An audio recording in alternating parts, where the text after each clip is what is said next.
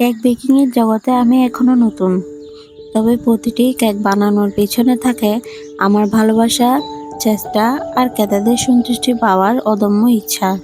সম্প্রতি আমি 1.5 পাউন্ডের ভ্যানিলা ফ্লেভারের বাস্কেট ডিজাইনের কেক বানিয়েছি, যার গল্প আপনাদের জানাতে চাই। আমার কাজিন ফোন দিয়ে কেক অর্ডারটি দেয়। এটি ছিল এক বিশেষ বিয়ের জন্য, যেখানে বর গায়ে হলুদ করেননি। সেই অনুষ্ঠানে কেক কাটার জন্য কেকটি বানানোর সিদ্ধান্ত নেওয়া হয়।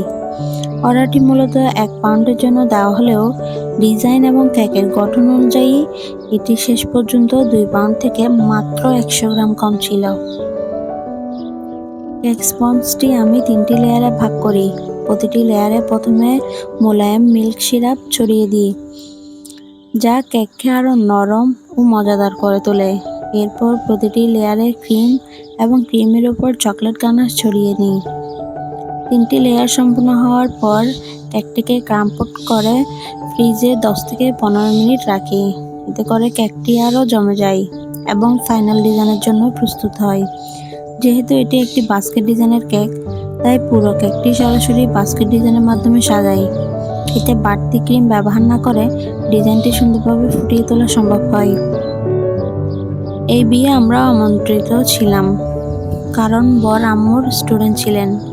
যদিও কেক কাটার সময় ওই আম্মু থাকতে পারেননি, তবে পরবর্তীতে ওদের থেকে বেশ ভালো রিভিউ পেয়েছি, যা আমাকে আত্মবিশ্বাস যোগায়।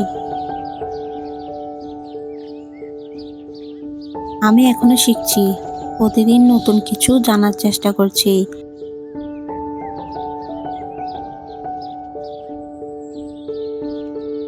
আমার পেজে এখনো কোনো লোগো নেই, তাই কেকের বাক্সে টুইস ব্লগ লিখে দিয়েছি।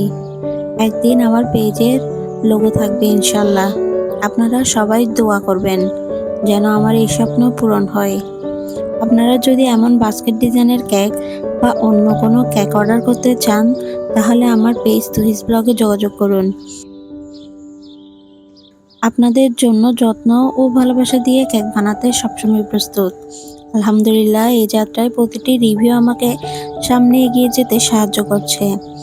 আপনাদের ভালোবাসা আর দোয়া থাকলে ইনশাল্লাহ একদিন অনেক বড় কিছু করতে পারবো।